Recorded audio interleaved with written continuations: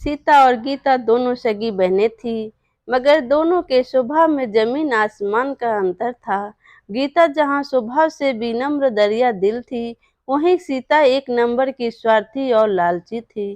College खत्म होने के बाद उनके माँ बाप ने उनकी शादी करने का फैसला किया। क्योंकि सीता बड़ी थी, इसलिए पहले उसकी शादी तय की गई। एक दिन सीता और गीता अपने माता पिता के साथ बैठे हुए थे। उनके पिता बोले, सीता बेटा, मैं तुम्हारे लिए एक लड़का देखा है। ये देखो उसकी फोटो है।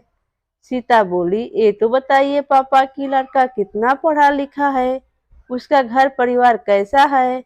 मैं नहीं चाहती कि मेरी शादी किसी कम पढ़े लिखे या गरीब घर से हो जाए।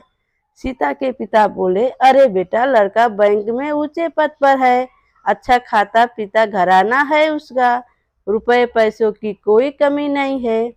सीता बोली, तो ठीक है, मुझे मंजूर है।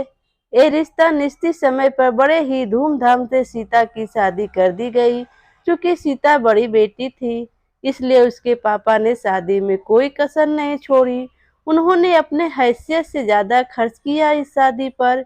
इसकी वजह से उनके ऊपर अच्छा खासा कर्ज भी हो गया। कुछ ही समय बाद गीता भी शादी के लायक हो गई।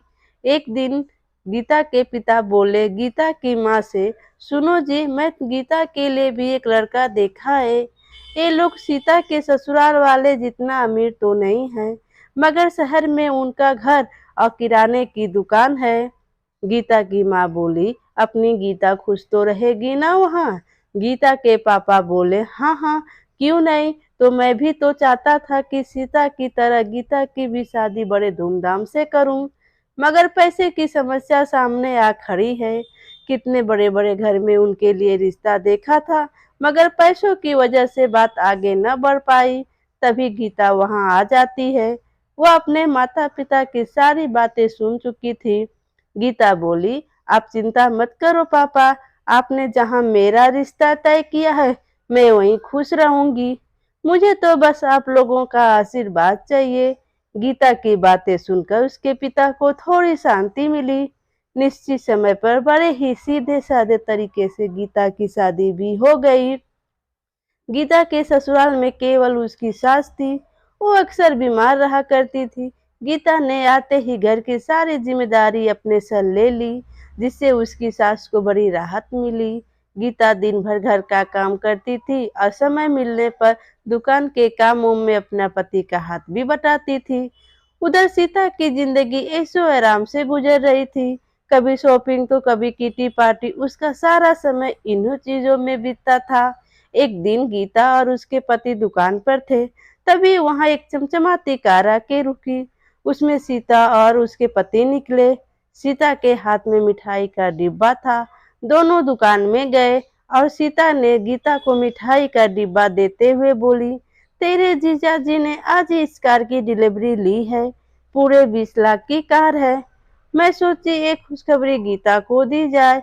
दरअसल सीता दरअसल सीता गीता को जलाने के लिए अपनी कार लेकर वहां आई थी, मगर भोली भाली गीता उस चाल को समझ न पाई। मगर गीता का पति अंदर ही अंदर इन बातों को समझ गया। सीता और उसके पति के जाने के बाद फिर बोला, तुम्हारी बहन यहाँ खुशखबरी देने नहीं आई थी, बल्कि हमें जलाने के लिए यहाँ आई थी। वो जानती है ना कि हमारी हैसियत नहीं है न कार खरीदने की, इसलिए हमें अपनी नई कार दिखाकर जलाना चाहती थी। गीता बोली, नहीं जी, ऐसी कोई बात नहीं थी, वो भला हमें क्यों जलाना चाहेगी। गीता का पति बोला, ऐसी ही बात है, उसे पता है ना कि मैं कभी कार नहीं खरीद सकता, मामूली दुकानदार जो हूँ। उसका पति बैंक में बड़ा अफसर है ना।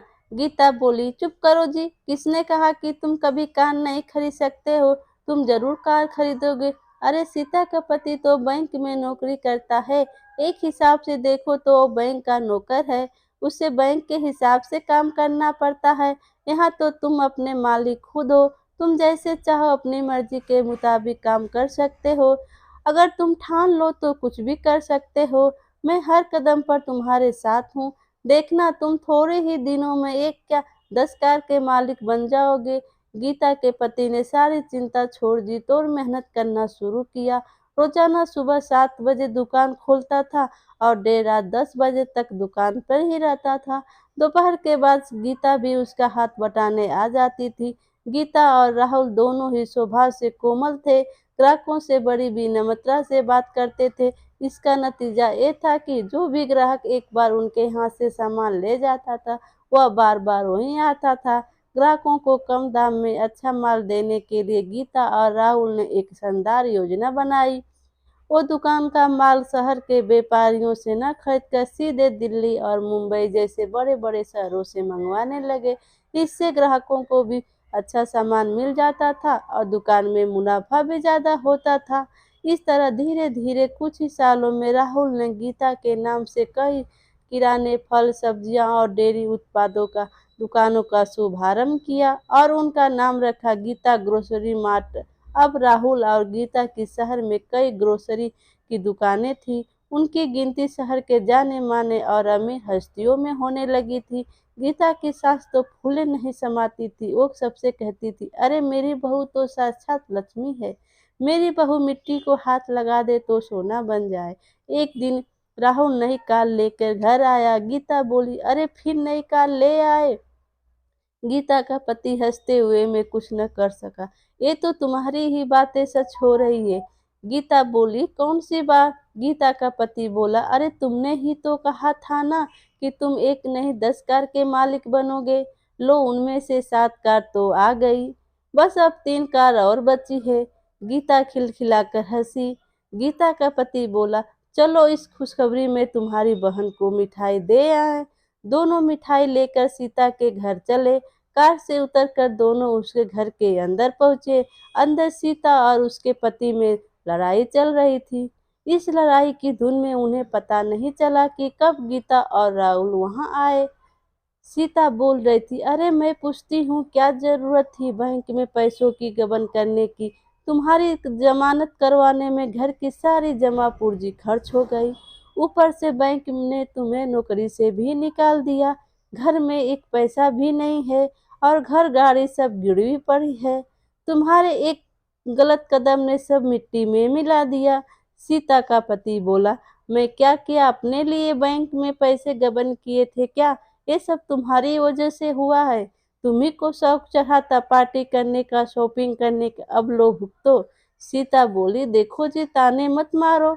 कोई और लड़की होती तो अब तक तुम्हें ठेंगा दिखाकर अपने मायके चली गई होती। सीता का पति बोला, तो तुम भी चली जाओ ना, किसने रोका है तुम्हें? सीता बोली, जानते हो ना मेरी मायके की हालत खराब है, इसलिए शेर बन रहे हो। अभी वो लोग झगड़ ही रहे थे तो कि उनकी नजर राहुल और सीमा पर पड़ी थी। सीता रोते हुए गीता से लिपट जाती है और सीता का पति बोला, अरे आप लोग यहाँ पे? गीता का पति बोला, आपको कुछ कहने की जरूरत नहीं है, हम लोग सब जान चुके हैं। सीता का पति बोला, अरे मैं सुना हूँ इस महीने आप एक नई ग्रोसरी स्टोर खोलने वाले हो। अगर वहाँ का मैनेजर मुझे बना देते तो बड़ी कृपया होगी। हमारे घर की हालत तो आप देख रहे हैं, आपसे कुछ छिपा हुआ नहीं है। राहुल और गीता ने एक दूसरे को देखा और सीता के पति को हाँ बोल दिया। अब सीता का सारा घमंड चूर-चूर हो गया था। एक समय में जिसे वो दौलत के घमंड में अपनी झूठी शान दिखाकर जलाना चाहती थी, आज वो उसी के रमो-कर्मों पर थी। उसे एहसास हो गया था कि दौलत पर कभी घमंड नहीं करना चाहिए।